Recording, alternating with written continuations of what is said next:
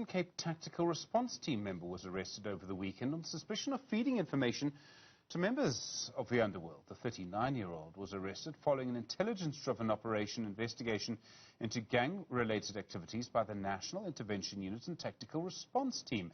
The suspect was allegedly lured by an underground figure to penetrate the anti-gang unit and then give information relating to his operations in return for payment. The officer has been charged along with 3 other accomplices and will appear at the Bishop Lavis Magistrates Court tomorrow.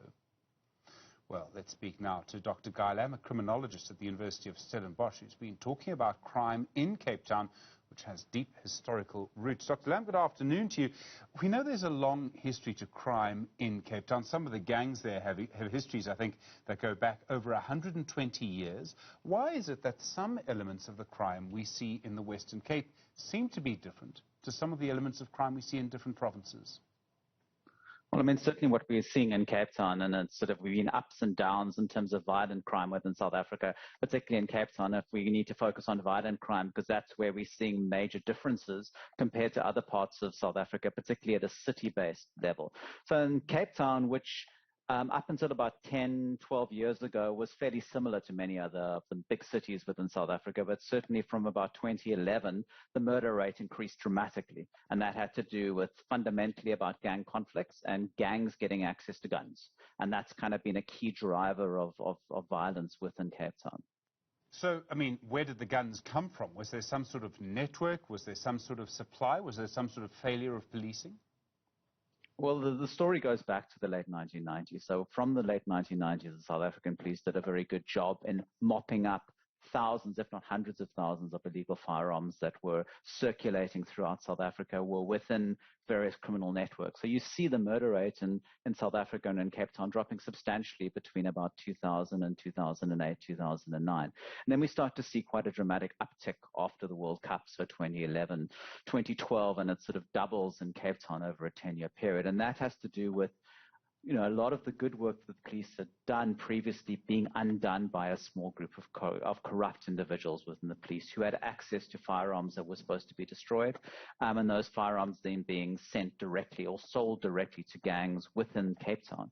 And that's kind of been driving it. But it's not only the police guns. We've seen guns also owned by licensed firearm owners who've lost them or had their firearms stolen, and those have entered the gang economy as well. But it was fundamentally got to do with guns that were stolen from the police, by corrupt, small group of corrupt individuals, and you add it into other sort of stolen guns that are in circulation as well.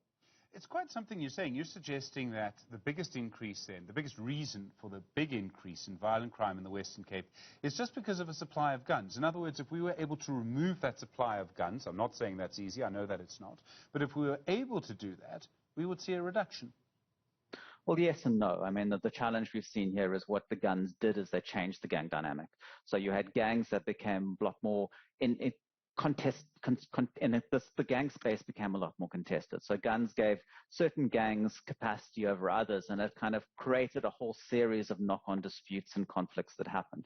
But if we are able to remove those guns, then certainly we would probably see a reduction in that violence because there are less guns around, less guns that can be used to kill and hurt people. But the challenge we have at the moment is that the gangs have become a lot more skilled at hiding those guns. And that's a challenge that the police have been facing in the past few years. But a big issue also is access to ammunition, and sort of gangs seem to have been quite effective in accessing ammunition for those guns. And that's one thing that we really need to be focusing on in the future going forward.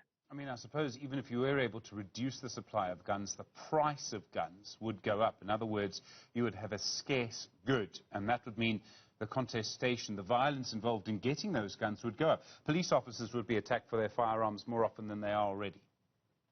I mean, yeah, if the gang conflict remains intact and you reduce the number of firearms do become a lot more scarce, they become a lot more valuable. There's going to be a lot more violence used to try and secure them. So it won't only be police, but it would be licensed firearm owners as well, because a firearm is a very valuable commodity, and hence people would be targeted for their firearms. Is there a link to drugs here? I mean, in many other countries, when you think of gangs, you think of drugs. Drugs often drive violent crime. Has there been something to do with the supply of drugs, perhaps during the lockdown? That's also had an impact, or not at all? Well, I mean, ultimately, it's about kind of within the sort of Western Cape and Cape Town gang economy, drugs are quite fundamental. They're a big income earner, a big income generator.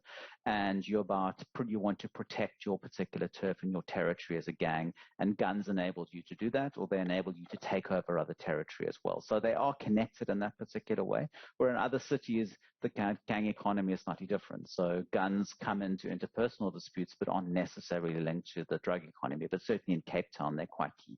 The connection is there. Dr. Guy Lamb, criminologist at the Department of Political Science at the University of Stellenbosch. Thanks very much indeed. Time